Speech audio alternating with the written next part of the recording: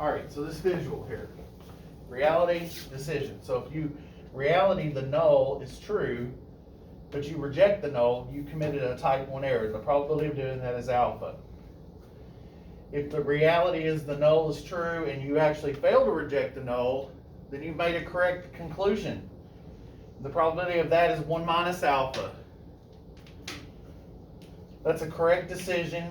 That's the probability of a correct decision given that the null is true. Notice the little conditional probability notation right there. Throw back to chapter 5. They use the little line for given that, whatever's after the line. Okay, we talked about that in chapter 5. It's been a little while. I'm going to start reviewing, towards the end of April, hopefully, May, beginning of May. Once we get through 10, 11, and 12, those chapters should go by pretty quickly. I might be able to combine a couple of them into a test again so that we don't have 3 tests there out of those 3 chapters because they're shorter chapters. When? All right. Yes. Are we going to have a final? Yes. When is that? I'm not sure. Towards the end. I've not been given the final dates and those times and stuff. Do you have to take we it have on to those set dates? those. Or can you take it before then? Like, does it have to be on those dates? There are certain dates that it has to be. Now, you all as seniors will take your finals earlier Yeah. than underclassmen, but it will be on a certain date. Because don't we have to have them in earlier? And so you we're have to balancing have, out? and in the past, you've had to have principal approval to take it early. Otherwise, you'd come in summer and take it over the summer. That's been the policy before. I don't know. We have new principals, so I don't know if it's the same policy or not. If we take it in the summer, do we get to bring a buddy with us? Not to help you on the exam, no. I guess they could come and hang out. Alright, so, if in reality, the alternative is true, the alternative hypothesis, that's what this is, H sub A, but your decision is to reject the null, well then you've made a correct decision. And the probability of a correct decision given that the actual parameter value, that's equal to the power. That's power. That's the probability of making a correct decision given that the null was false, the alternative was true, and you actually did reject the null. That's power, which is equal to 1 minus beta. And beta is the probability that you fail to reject the null when in fact the alternative was true. That's an incorrect decision. That's a type 2 error. Beta is the probability of a type 2 error. So 1 minus beta, 1 minus the probability of a type 2 error is the power of that test. Okay, this is like the 4 possible outcomes you have here. And we had those in that chart the other day, but we didn't line it up with like what the probabilities were. So this puts the probabilities in perspective with that.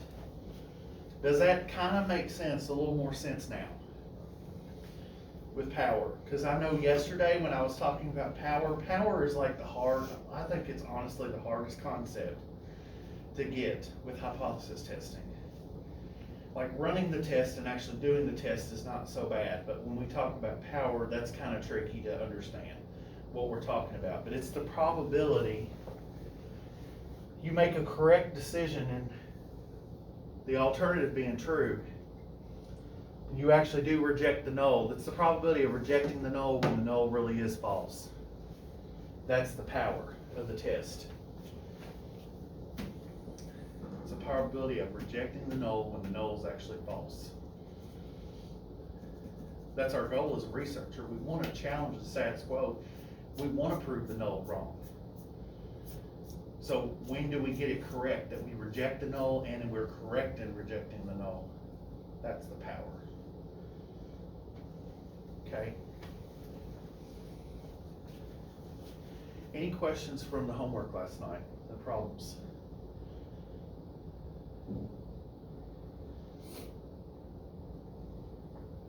The Monday after, like if you have some homework questions that you didn't quite get all the way through or didn't get to finish, that's what that Monday will be. It's going to be kind of a catch-up day, honestly, Cause I don't wanna start new content with you all virtually the first day back after spring break. Okay, which we wouldn't even really be doing new content, but even reviewing, I don't even wanna do that. I don't even wanna I have the review, but I don't even wanna give you the review today, I've not even made copies of it. We'll work on that after spring break. I think we all need a break. We all need the time to take a break and rest. And I think that's important, and so that's what we're gonna do. So I'm not even gonna give you all the review early or anything like that. You can wait till after break. We come back, we're gonna review. We may spend a couple days reviewing, honestly, just because it had been before spring break when we talked about all this stuff. And then we'll jump right into taking our test at some point within probably that, by that Thursday for sure, I think. We'll take our test over hypothesis testing. And this next test will be entirely in person. FRQs and multiple choice. We'll do them both. 10 questions, multiple choice, 2 FRQs. We can do 12 questions in an hour and a half. But I'll have a good enough review, just like before. With plenty of practice, just like I did with the last chapter. We all did really well, for the most part. I mean, really well. I was really pleased with you all, especially you all. I say that, but like y'all's class was y'all were really good with the multiple choice part of the test. I'm still in the process of grading the FRQs, but so far those have been good too. So I'm really pleased with that last test. And for it to be our first one in person too. All right. In the other class too, I was pleased with theirs as well. That's So- chapter 8, right? What now? Chapter 8. Yes, we're in chapter, right now we're in chapter 9. That was chapter 8. How many chapters are there? 12. Oh, so we're almost at the end. Yeah, we're almost to the end, yeah. And we're already in spring break. Yeah, this is nice. 10, 11, and 12 should go by pretty fast. Like I said, I'll probably do 2 tests between those 3 chapters. I don't know which 2 chapters I'll combine just yet. They're all really different. So we should be done with before like the second week of May. I think so, yeah. What would we do in that time? Just review for the We'll start test? reviewing for the final. And for my AP test takers, as we review for them. Is anybody in here taking an AP test? No. Nobody in here is, We're but all some of my other Can we classes take are. Okay, gosh. Can we do a little extra, like Oh. stuff for extra credit and stuff, maybe? We'll see. Cause I'm at 87 Is the right now. final gonna be I really virtual or in want person? It'll be in person, unless we go virtual, A. Again? which I hope not. The Have I bad said anything in-person about it? test taker. No. Like us being like close to Horrible red or anything. in-person test No. taker. I've not even heard about anybody getting COVID really bad. I heard that we're not even gonna be temperature checking after spring break. Really? KDE dropped that, and more counties dropped Well, it. Tennessee, they don't even wear their mask. They go back there 5 days a week, don't wear their mask or nothing. That's how Georgia and Texas is. Yeah. But which I think like the mask is important, but everybody's like, oh, like it doesn't work. But if you do your social distancing guidelines and you're wearing your mask and you're 6 feet apart, then And wash You're your fine. hands. There's really no ways to be. There's like never like anywhere that you can really be. Cause there's never gonna be somebody that's not like walking in your area.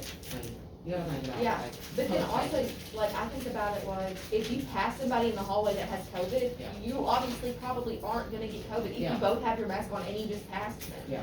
And they're just breathing in their mask, like, it's not a possibility. What if nobody got their mask on? If nobody has their mask on, then somebody in the vicinity, you gotta think your breath is going further, so somebody's gonna get it, obviously, more likely to get it. Mhm. Chances increase. Nothing's for sure.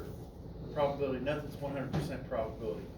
Ha ha ha ha, Let me tie this statistics. in. I have Stats. 95% confidence that I'm gonna fail the final. Me too. No, we're gonna review. We're gonna have plenty of time to review for the final. Alright, I'm an idiot. You'll have a review for the final, like there'll be something, okay? Guess what I It'll be made on my alright. calculus final? What? A 29.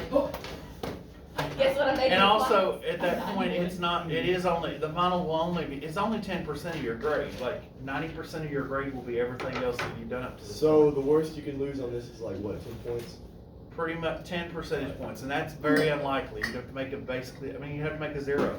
Which Is I mean, there any- I'm in You're not like- gonna happen. And I'm Is in there like a any, 50, uh, and I have like an 87. I'll show y'all how to calculate what you have to make. Okay. Is there Don't any- I do that? I do that She every does it time. every single time, I swear. In calculus, I had to make at least a. And I think did it was in a trig 29. too. I think it was a 29 to keep my A, and I made a 29. Is there any extra credit coming? I have an 87. There yeah. might be, yeah. I need We'll some. see. I'm at 87 right now. We'll I'm We'll on see. it. How many more did that story have? This one? Like I said, we'll have 9, 10, 11, We'll have 12. chapter 9, and then we'll probably have 2 tests out of those last 3 chapters, so Oh, 3 my tests goodness. in the final. Cause last I checked. But there I- might be something else after that, I don't know. I'm gonna see how much time we have left. I don't know, we might do some sort of we might do a project or something, do something fun where we actually use. Let's the build stats. something. I was gonna say, last time I He said checked, I that. had like a B in here, and I think it was like Birdhouses. I think it was like an We need to get a 89 or birdhouse. something like that, Uh-huh. but, you know, I'd like an John, Yeah, I how would much say- does Janine do for you? A. Some? What do you mean? Like, Like what? I just feel Like like she does a lot for you. Like today, like I just feel like she just, for school and stuff, like she just goes Alright. through all your stuff and gets your permission forms and everything. She's a good mom. What do you say? I like my I mom. just feel like she's very My mom's pretty attentive. awesome. Mom? What do you mean? She's just always there. Yeah, she's my mom. But I'm that's not a what She Like, has mom. like like scholarships and everything filled out. Oh. Just for you, John. My mom Yeah. said, good luck with scholarship. She said, get to work. That's what my mom said. They did my brothers, so, you know, I don't know. They would have felt like jerks if they made me. Well, John's also the favorite kid. It's just y'all two, isn't it? Or is there 3? No, it's just me and Will. Yeah. 3. I didn't know. I didn't know there was a third I had one. Will in my very first year here. Yeah, Will told me, he's like, dude, I love Crabtree. He's like, some of the guys would try to pick on him, but I wouldn't let him. I was pretty much a brand new teacher. Yeah, that's what they said. They said long they have you been a were doing teacher? sub or something. You've been a teacher almost This 10 is years my now, right? 8th year here. Almost 10. Which is weird. Do you ever think of moving schools or anything like that, or you just wanna stay here? I mean, I like it here, so, I don't know. I live here, You graduated from here. and I graduated from here, but You know everybody. we'll Like see. teacher wise, almost. Aren't you the head of the math department? And I'm the department head. Big flex. Yep. That is a big flex. Anyway. Who's the Alright. math department's head? What?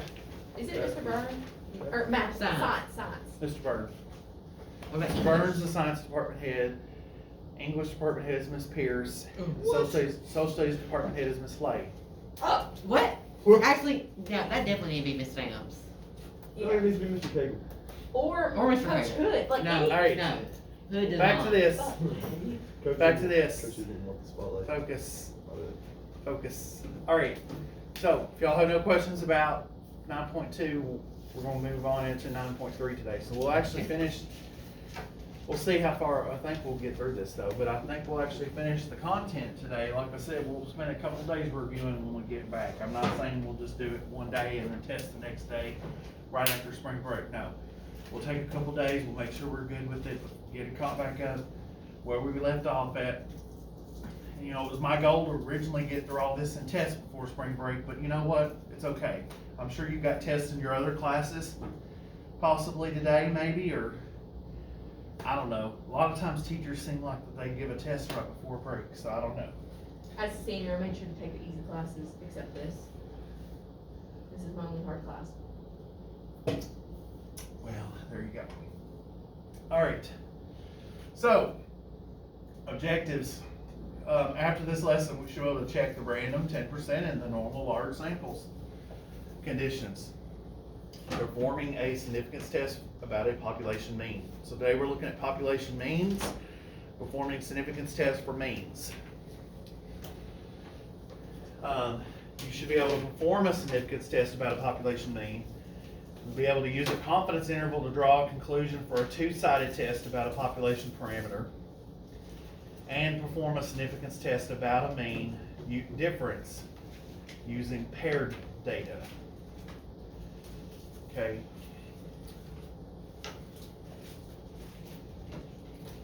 All right, so introduction.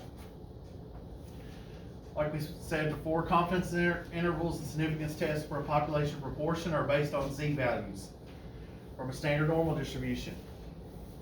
Inference about a population mean, that was going to have to use a t-distribution. with n minus 1 degrees of freedom.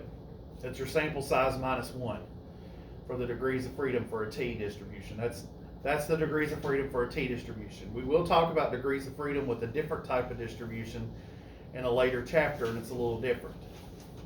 But for right now, it's one less than the sample size. So you take the sample size minus 1 to get your degrees of freedom. Of course, that's only accepted in very rare cases when you know the population standard deviation. If you don't know the population mean, you're probably not going to know the population standard deviation though. Okay, so that's where this comes into play. So we learned how to construct confidence intervals for a population mean in 8.3. Now we'll examine the details of testing a claim about the unknown parameter mu. So in an earlier example, a company claimed to have developed a new AAA battery that lasts longer than its regular AAA batteries.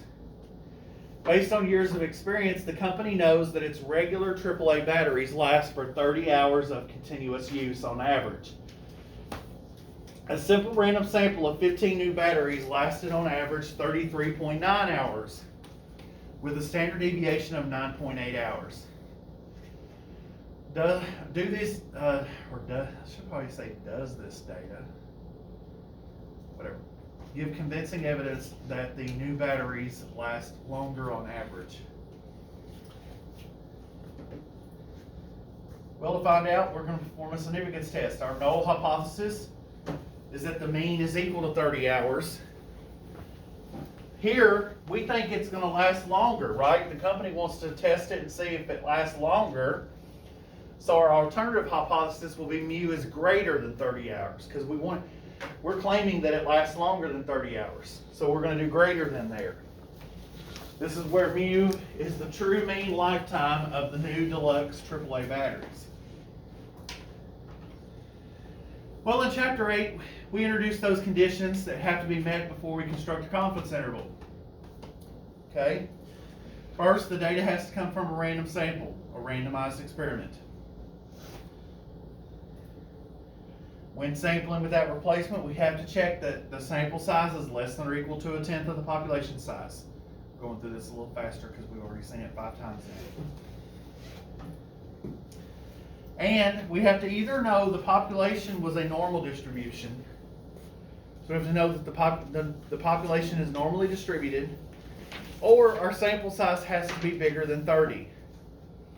If the population distribution has an unknown shape and n is less than 30, we use a graph of the sample data to assess normality of the population.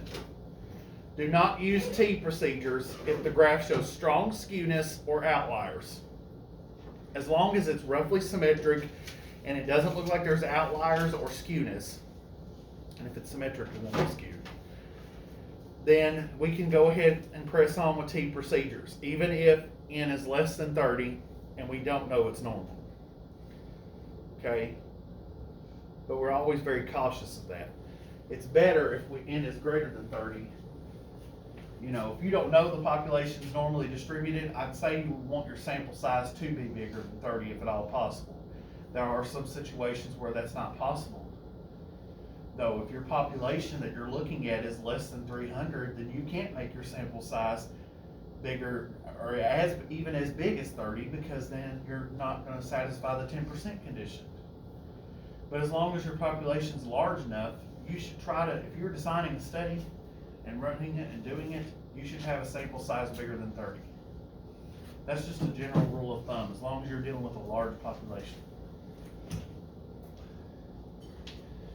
All right, so when performing a significance test, we do our calculations. We have to calculate a test statistic. After we check conditions, the next thing we do is calculate our test statistic. We did this yesterday with proportions. We're doing the same thing with mean today, except it's just a little different what goes in here because we're dealing with the mean now. Okay, but it's still the same formula: statistic minus parameter divided by the standard deviation of the statistic. Okay, so you take what you're assuming it to be, the statistic, not what you're assuming it to be, but what you found the sample to be, the sample mean perhaps, minus the population mean divided by the standard deviation of the sample mean. So for a test where the null is mu is equal to mu sub 0, That's, in this case, the batteries, it was 30 hours. Our statistic is the sample mean. And its standard deviation then is sigma divided by the square root of n. Okay?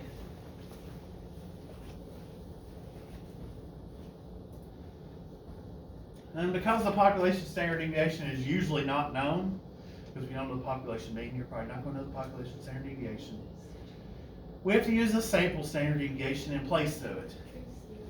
And the resulting test statistic here has the standard error of the sample mean in the denominator. So instead, we're using t equal to x bar minus mu divided by the sample standard deviation divided by the square root of n. Okay, that's a fraction, whole fraction down there in that denominator. It's a little confusing the way it has to be written like that. When the normal conditions met, this statistic has a t distribution with n minus 1 degrees of freedom. All right, so the battery company wants you to test that mu is equal to 30 versus that its mu is greater than 30. Based on a simple random sample of 15 new AAA batteries with the mean, lifetime, and standard deviation as such. The sample mean is 33.9 hours, and the sample standard deviation is 9.8 hours. We do our test statistic. So we take our statistic minus our parameter, 33.9 minus 30, divided by the standard deviation of the statistic, which is 9.8 divided by the square root of 15. And that comes out to be 1.54.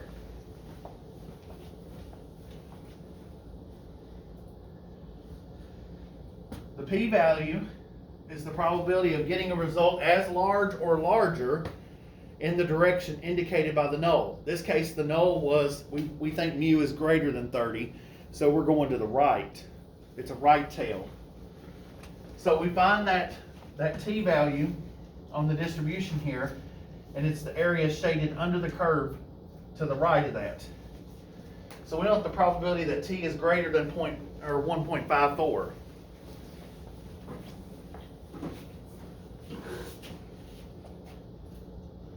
We can use a table, but more than likely what you're really going to probably use in that case, you want a degrees of freedom. In this case, the degrees of freedom is 14 because your sample size was 15, so n minus 1 is 14. What you would do to do this, you probably would, what you would want to do actually is do a TCDF. It's in your second bars. Go down to TCDF because we're calculating an area under the curve. We're calculating a probability. And then when we do that, we're using an area under the curve, which means we use a CDF function, whatever distribution we're looking at. We did it with normal yesterday. Today we're doing it with T. Our lower bound will be 1.54. Our upper bound, we want to go all the way up to infinity. And our degrees of freedom is 14. I think that's the order that it goes in.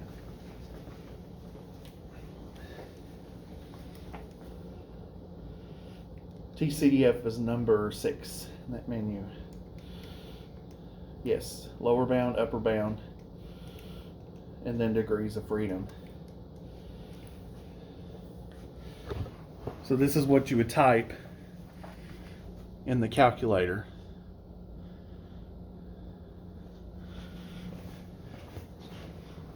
To get that probability. And when you do that, you get a probability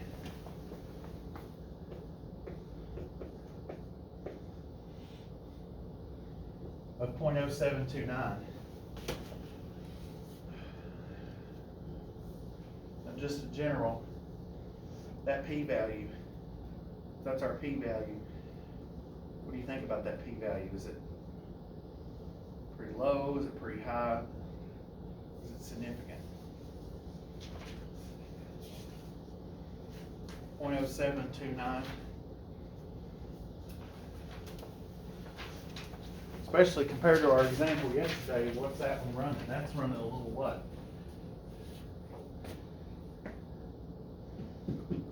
.0729, that's like 7%. The one yesterday was like .0023, wasn't it? It's too high. That's a little high. Unless our significance level's like .1, so we could have that, that's gonna be too big of a p-value.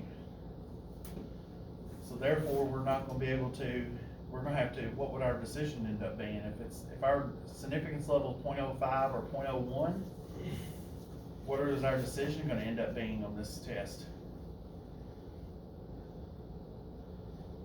Well, let's see. So they go through and they calculate that. They get something between .05 and .1.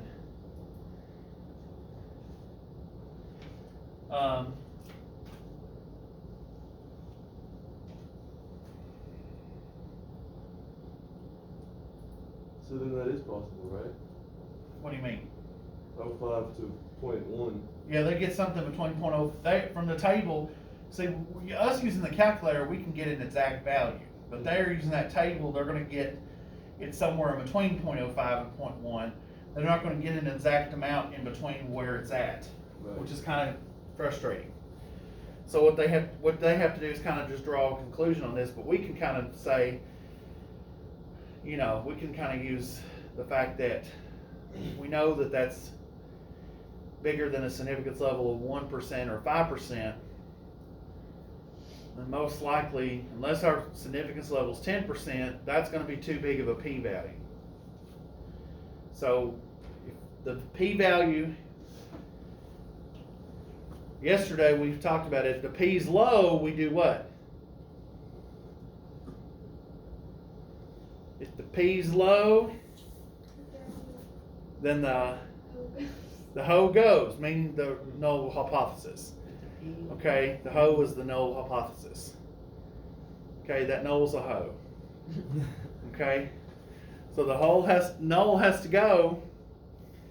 So that's when we reject the null. So if the p-value is too big, then we're going to be what? Our decision's going to be what? Instead of rejecting the null, we're going to have to. What's the other decision? Fail we have to make? reject the null. Fail to reject the null. Thank you. So we're most likely we're going to fail to reject the null here. Well, they go through and they use the table. Like I said, I'm not big on using the tables, blah, blah, whatever.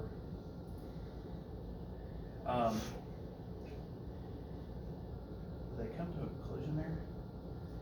I guess so, whatever. All right, so when the conditions are met, we can test a claim about a population mean mu with using a one sample t-test. Okay, we can choose a simple random sample size n from a large population that contains an unknown mean mu, and to test our hypothesis, we compute the t-statistic, and we find that p-value using a t-distribution with the degrees of freedom n-1. If we're doing a greater than, like what we just did, there's areas here. That means that our t-statistic, that t-statistic will be our lower bound. Upper bound will be infinity. If we do less than, then our t-statistic will be our upper bound, so our lower bound will be negative infinity, upper bound the t-statistic. We'll do a t-CDF though either way. And if we do not equal to, well, just like this is symmetric still, so if I find the area of one tail, what do I do to that to get both tails? Because it's two tails. If it's symmetric, I find the area of one, I just do what to get the total area on both ends? Well, it's add it to itself or double it, right? I think that's what you were trying to say.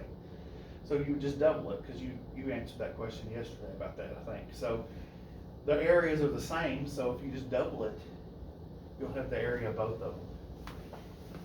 Okay?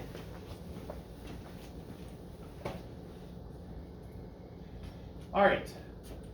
So two-sided test.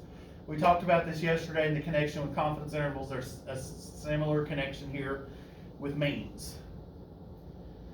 The connection between two-sided tests and confidence intervals is even stronger, though, for means than it was for proportions. That's because both inference methods for means use the standard error of the sample mean in the calculations. The T statistic and the T confidence interval. A two-sided test at a significance level alpha and a 100 times 1 minus alpha % confidence interval gives similar information about the population parameter. And when the two-sided significance test at a level alpha rejects the null, then the 100 times 1 minus alpha confidence interval for mu will not contain the hypothesized value for mu. It will not contain that value. When we can reject the null, then whatever they claim that the null value was, whatever they claim mu was, 30 hours in the battery example, that will not be in the confidence interval if we were to calculate a confidence interval. Like if our significance level is 5% and we calculate a 95% confidence interval, and our significance level is 5% and we rejected the null, then that value, whatever the null value was, whatever they claim mu to be, the status quo, that value will not be in the 95% confidence interval. Or if it's 1% significance level and 99% confidence interval, or if it's 10% significance level and 90% confidence interval, whatever. And you can do other ones too, I mean, obviously.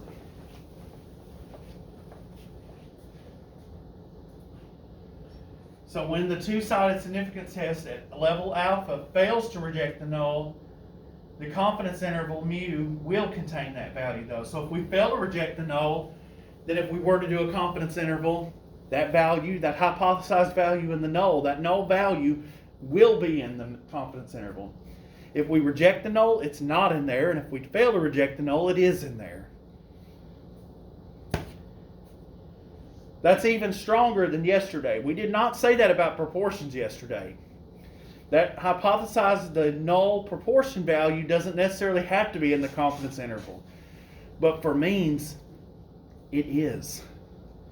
If you reject the null, it's not in there. If you fail to reject the null, it is in there, in that interval.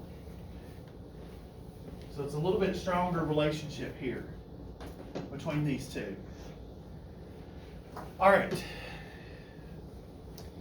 Kind of transitioning in just a bit. This actually is kind of a nice stepping stone, I guess, into the next chapter a little bit, even though we won't get to that till, later into the week after spring break. So, but paired data. Comparative studies are more convincing than a single sample investigations. We're going to do 2 sample intervals and 2 sample tests in chapter 10. That's what chapter 10 really is all about. Looking at 2 populations and comparing them. And doing both significance tests and confidence intervals for means and proportions comparing. That's what chapter 10 is all about. But comparative studies are usually more convincing. For that reason, one sample inference is less common than comparative inference. Study designs that involve making 2 observations of the same individual or 1 observation on each of 2 similar individuals result in paired data. When paired data result from measuring the same quantitative variable twice, as in the job satisfaction study, we can make comparisons by analyzing the differences in each pair. If the conditions for inference are met, we can use a 1 sample T procedure to perform inference about the mean difference, mu sub D. That means the difference between the sample mean before we did something and after. This, I kind of think about it like this, like if you took a job satisfaction survey before, like if y'all ever done that before, like at your jobs? I don't know. Well, if you did. What? Well, explain. Okay.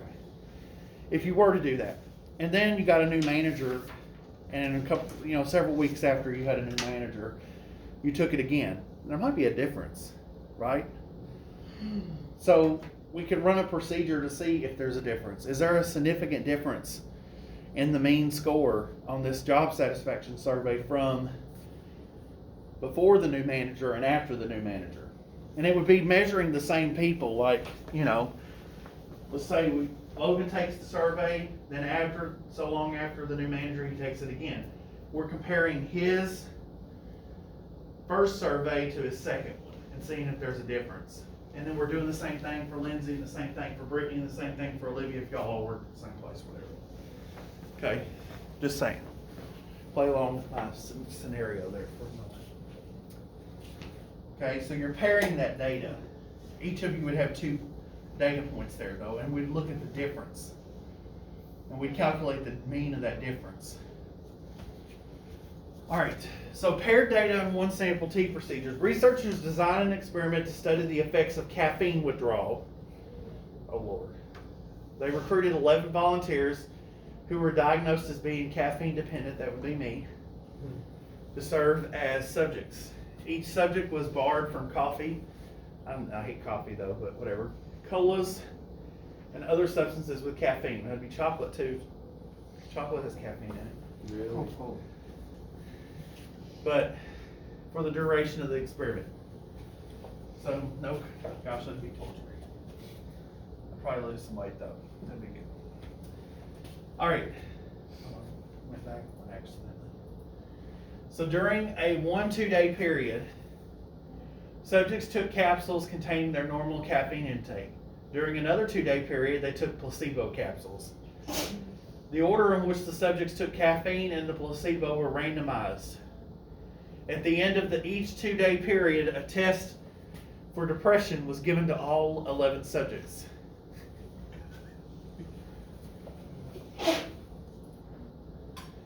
Researchers wanted to know if being deprived of caffeine would lead to an increase in depression. Okay. So the table below contains the data on the subject's scores on a depression test. Higher scores show more symptoms of depression. So here's subject 1, their depression level on when they had caffeine, their depression level when they just had the placebo. 5 to 16. Higher score means more indicators of depression. God, 16. Wait, what? Okay, so here's when they had the 1-2 day period, subjects were given a caffeine pill, and 1-2 day period, subjects were given a placebo capsule. And it was randomized, so like subject 1 might have had the caffeine first and then the placebo, but subject 2 might have had vice versa. That's what it meant by randomized. Because obviously you would want them all have the same thing on the same day, because that's not randomizing, and then you're running risk of there being lurking variables. Hello? All right, I'll tell it. All right, bye. Sure. Olivia. Oh, we're not. And leave it right when it's getting good. See y'all Bye. in a week or 2. All right. Whenever. The difference is placebo minus caffeine. So here, they had a score of 5 when they had caffeine, but they had a score of 16 when they had just the placebo on this depression test. So it was a difference of 11. So you can see all the differences here. And then, I mean, this person down here, subject 11, they were more depressed with caffeine than they were without. I don't know what was going on there, but okay. Go ahead. Did you have a Yeah, question? actually, I agree with Yeah, this statement. What? Like, I quit drinking like a bunch of I drink tea, but I drink a lot of water now. Like, I cut all my cokes out, and I'm like a happier person, I feel like. So they think caffeine withdrawals make you depressed. That's what the researchers are claiming, yes. That's their claim.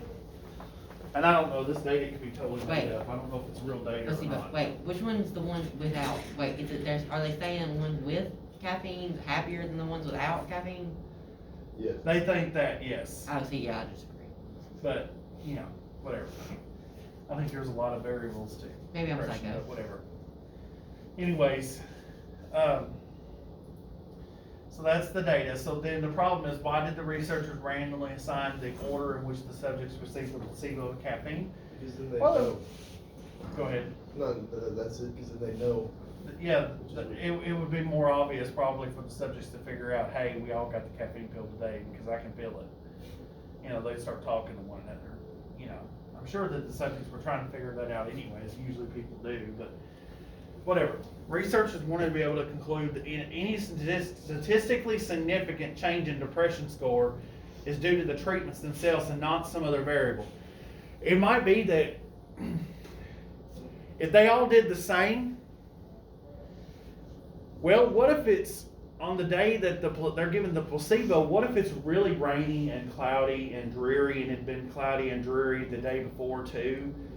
And the day that they got caffeine, it was really sunny, because the weather has a big effect on our depression level too. Like if it's really cloudy and rainy for a long period of time, we're kind of down and depressed, aren't we? I didn't mean, I really think know. everybody is. I'd heard the term seasonal depression, but it really didn't like kick in until this year, whenever spring started rolling around, and I was like, dang. Like it feels like waking up, and it's like, what the heck? Yeah. It's weird. Yeah. So it is, yeah, that's a real thing. So they wanted to do it random, so that way there's not like, that's not, even if that's affecting it, with it being random, it's gonna offset there by randomizing the order that those subjects get those in. Like, so the first 2-day period, it might be half of them get the placebo and half of them get the caffeine, and in the next 2-day period, it's flip-flopped. So one obvious concern here is the order of the treatment. Suppose that caffeine was given to all subjects during the first 2-day period. What if the weather was nicer on these 2 days? Well, this is what I was just talking about. I hadn't even read this yet, actually. So yeah, what if the weather was nicer on those first 2 days? What if the weather was, drearier? Same thing. So researchers would not be able to tell if there's a large enough increase due to the difference in weather or due to the treatments. So random assignment of the caffeine to the placebo to the 2 time periods in the experiment should help ensure that no other variable, like the weather, is systematically affecting their scores, their responses to that. So we carry out a t-test or a test to investigate the researcher's question. If caffeine deprivation has no effect on depression, then we should expect that the mean difference in depression scores to be 0. We should expect the mean of the difference to be 0 if there really is no change from caffeine to placebo. If depriving them of caffeine has no effect on depression, then the mean should be 0. So that's how we're going to get our null. Our null hypothesis is that the mean difference is 0. Our alternative hypothesis is that the mean difference is greater than 0. And that's where D, the mean difference is placebo minus caffeine. Okay?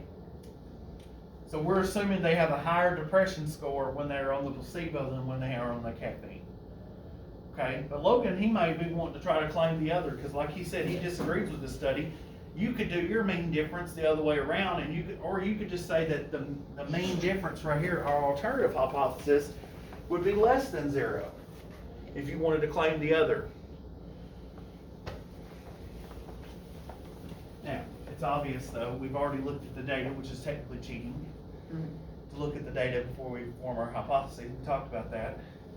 But since we've already looked at our data, we already kind of see that it's probably going to be greater than 0.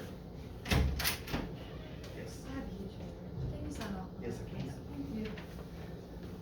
It's actually, that class is the one that's the dual credit. Yes. Is the one right below that, elementary statistics. Oh, okay, so I'll just research. But either way, Okay, thank you. you're welcome.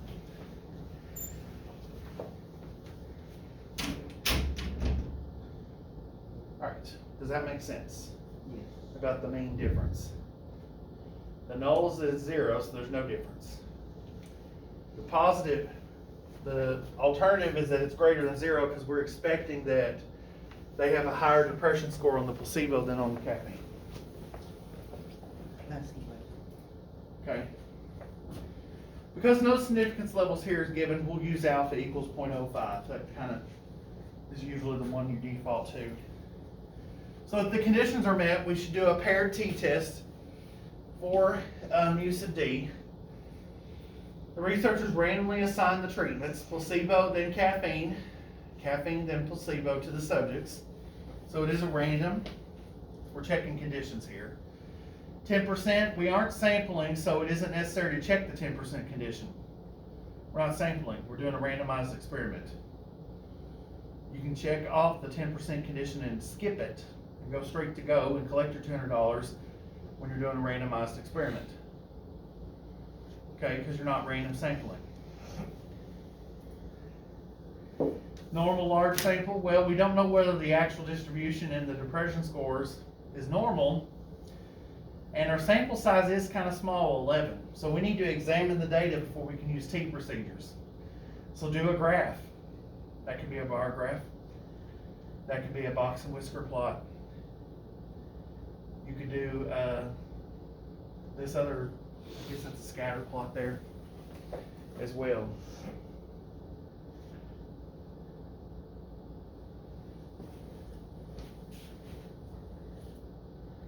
The histogram has an irregular shape with so few values. The box plot shows us some right skewness but not outliers. And the normal probability plot is slightly curved, indicating slight skewness. With no outliers or strong skewness, we'll use T procedures, but they should be pretty accurate. I'd almost say not to do it, but since they're going to make us do it, we'll do it. They tell us to do it. Okay? There is skewness there. But since it's not very strong, I mean, you're going from 12, like you're on that box and whisker plot there, you're going from like your Q3, which is that last line on your box. Remember that? This is your 5-number summary. Min, max, Q1, Q2, Q3. Q2 is the median. Q3 right here, you're going from 12 to 20. I mean, it's not strong skewness there, so. This is slightly curved, which indicates skewness. You want to look for the normal probability plot. You really want to see something that's more linear, but that's not really linear. But it's not far from linear.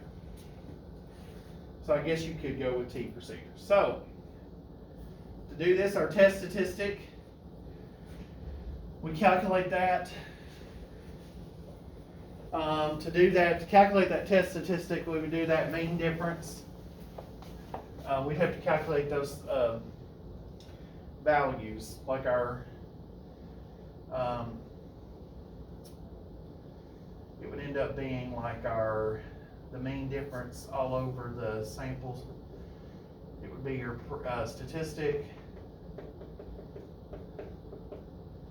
minus parameter. Parameter in this case will be 0. The statistic will be the mean of the difference. I don't know, we'd have to calculate the mean of that sample data. We'd have to go back to that table and calculate the mean of those values. I wish they'd showed that. Let's go back. Back to the data. Oh, there's the data. We'd have to calculate a mean of this, all these numbers. Okay. So you can put them in a list, run some 1-bar stats on them, and get a mean difference there. Okay, so you could actually plug that in and get that. You'd also get your standard deviation there that way.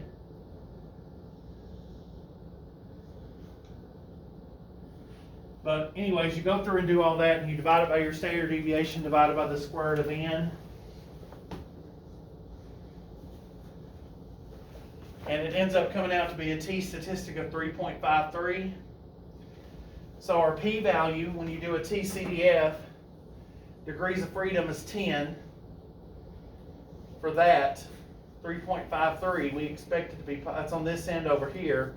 It is an extremely small amount, like we can't really even see the shaded area here because the curve has gotten so low on the graph, we can't even see the area there. But it's very little. 0.022 or 0.0027 is our p-value. So what do you think our decision will be? Are we going to reject the null or fail to reject the null? The p is low, right? We got a low p-value. Rejected. We reject the null. So we conclude that there is a difference.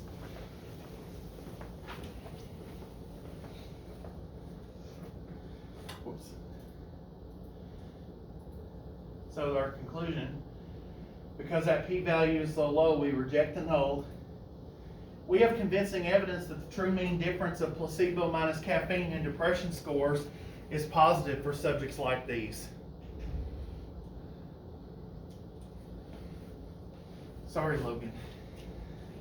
What is it? I said sorry, but we come to the conclusion that it's people I on was the dumb. placebo are more depressed than the people Oh. on caffeine. Well, you know, I'm sure it doesn't apply to everyone though. Maybe not. Yeah. I still drink tea, so maybe that's Yeah. that might. I mean, you're getting some caffeine from the tea, yeah. Maybe it's just I drink the bad caffeine. I think good and bad caffeine. How about that? Well, everything can be done too much, everything in moderation. Yeah, I was drinking too much. So carrying out a significance test is often quite simple, especially if you use a calculator or computer. Using tests wisely is not so simple.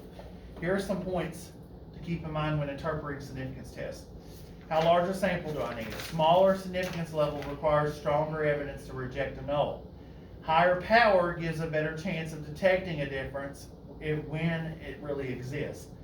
And at any significance level and desired power, detecting a small difference between the null and alternative parameter values requires a larger sample than detecting a large difference. Okay, so if we're wanting to claim that if our null is that it's equal to 2.6, but we really think it's 2.7, that's a very small difference there. We're gonna need a large sample size to really show that. If we have a small sample size, we're probably not gonna see it. That big of a difference, and when the actual values are really so small. So you gotta have a larger sample size in that scenario. Statistical significance and practical importance. When a null hypothesis, no effect or no difference, can be rejected at the usual levels. There is good evidence of a difference, but that difference may be very small. When large samples are available, even tiny deviations from the null hypothesis will be significant. So beware of multiple analyses. Statistical significance ought to mean that you found a difference that you were looking for. The reasoning behind the statistical significance works well if you decide what difference you're seeking, design a study to search for it, and use a significance test to weigh the evidence you get. In other settings, significance may have little meaning. Just because you find it, and just because it's significant, doesn't really mean that it means a whole lot of anything. Questions? Sorry. Can we take a group back? Yes. Thank you. Just a moment. I need some more water. I got plenty of water.